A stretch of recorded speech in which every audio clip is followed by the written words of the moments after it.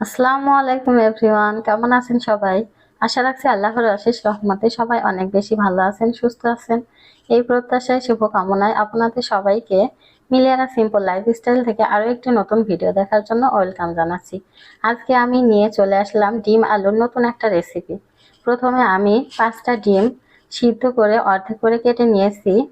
আর এখানে আমি বড় সাইজের 2টা আলু যেভাবে আলু ভাজি কাটে ঠিক সেভাবে কেটে নিয়েছি একটু মোটা করে। আর এখানে আমি হাফ চা চামচ লবণ, 1 চিমটি জিরা গুঁড়া, না 1 চা চামচ ধনিয়া গুঁড়া, হাফ চা চামচ লাল মরিচের গুঁড়া, 1 চা চামচ হলুদের গুঁড়া, আর 2টা পেঁয়াজ কুচি করে নিয়েছি, আর 8-10টা কাঁচামরিচ ফালি করে নিয়েছি, 1 চা চামচ আদা বাটা, 1 চা চামচ রসুন বাটা নিয়েছি। আমি চুলার উপর কড়াই বসিয়ে দিয়েছি, আর কড়াইটা খুব ভালোভাবে গরম হয়ে গেলে তারপর এখানে আমি সয়াবিন তেল দিয়ে দিলাম। আর সয়াবিন তেলটা দেওয়ার পর তেলটা খুব ভালোভাবে গরম করে নিয়েছি।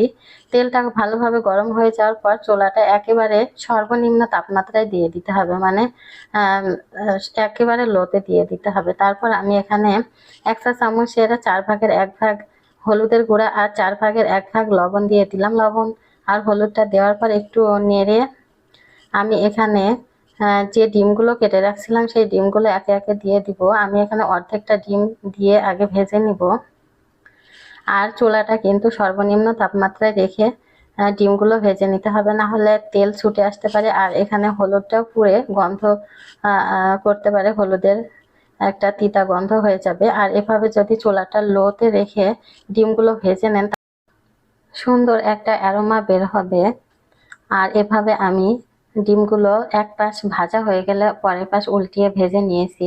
দেখেন, 2 পাশই খুব সুন্দরভাবে ভাজা হয়ে গেলে তারপর আমি ডিমগুলো উঠিয়ে নিচ্ছি। এভাবে আমি সব ডিমগুলো উঠিয়ে নিব, তেলগুলো একটু ঝরিয়ে তারপর ডিমগুলো উঠিয়ে নিচ্ছি। এভাবে আমি সব ডিমগুলো ভেজে নিব। দেখেন, আমি বাকি ডিমগুলো ঠিক এভাবে ভেজে নিয়েছি সবগুলো। এখন আমি ডিম ভাজার পর যে তেলটা আছে সেই তেলের আমি রান্না করব, বাড়তি কোনো তেল ব্যবহার করব না। এই তেলের ভিতরে আমি পেঁয়াজ কুচিগুলো দিয়ে দিলাম। পেঁয়াজগুলো দিয়ে আমি একেবারে লাল লাল করে ভেজে নিব না, একটু সাদা সাদা করে ভেজে নিব। তারপর আমি এখানে হলুদের গুঁড়াটা আগে দিয়ে দিব। 2-1 সেকেন্ড নেড়ে আমি এখানে আদা রসুন বেটে রাখছিলাম সেই আদা রসুনগুলো দিয়ে দিব। আদা রসুনটা দিয়ে একটু নেড়ে চেড়ে আদা রসুনগুলো খুব ভালোভাবে ভাজা ভাজা করে ভেজে নিতে হবে। আদা রসুন থেকে একটা খুব সুন্দর অ্যারোমা বের হলে তারপর বাকি যে মশলাগুলো রেখেছিলাম, গুঁড়া মশলা, কাঁচামরিচ, সবগুলো এখানে আমি দিয়ে দিব। আর সবগুলো দেওয়ার পর আমি 2-1 সেকেন্ড নেড়ে এখানে মশলা বাটার যে পানিটা ছিল সেই পানিটা দিয়ে দিব। এখানে আমি সে পানিটা দিয়ে আমি একটু খুব ভালোভাবে নেড়ে চেড়ে নিব। আর এভাবে আমি এই মশলাটা আর একটু খুব ভালোভাবে ভেজে নিব, একটু ভাজা ভাজা করে ভেজে নিব মশলাগুলো আবারও। মশলাটা ভালোভাবে কষানো হলে রান্নাটাও কিন্তু খেতে অনেক মজা হয়। আর মশলাটা খুব ভালোভাবে আমি কষিয়ে নিয়েছি, ভেজে নিয়েছি। এবার আমি যে আলুগুলো কেটে রেখেছিলাম আলুগুলো দিয়ে দিব। আর আলুগুলো দেওয়ার পর আমি একটু ভালোভাবে নেড়ে চেড়ে 1 মিনিট কষিয়ে নিব আলুগুলো মশলার সাথে। তারপর আমি এখানে পানি দিয়ে দিব অল্প পরিমাণে। আর পানিটা দেওয়ার পর একটু নেড়ে চেড়ে আমি এবার ঢাকনা দিয়ে ঢেকে দিব। আর ঢাকনা দিয়ে ঢেকে আমি 5 মিনিট রান্না করে নিব। আর আমি অফ ক্যামেরায় 2-1 বার নেড়ে নিয়েছিলাম যাতে নিচে লেগে না যায়। নিচে লেগে গেলে তরকারিটা গন্ধ হয়ে যাবে, তখন কিন্তু খেতে ভালো লাগবে না। দেখেন, 5 মিনিট পর ফিরে এলাম আর এখানে কিন্তু পানিটা একেবারে শুকিয়ে যায়নি। আমি এবার ঢাকনাটা খোলা রেখে পানিটা শুকিয়ে নিলাম। পানিটা শুকিয়ে ভালোভাবে আলুগুলো কষিয়ে নিলাম মশলার সাথে। আর এভাবে আমি এবার ঝোলের জন্য পানি দিয়ে দিব।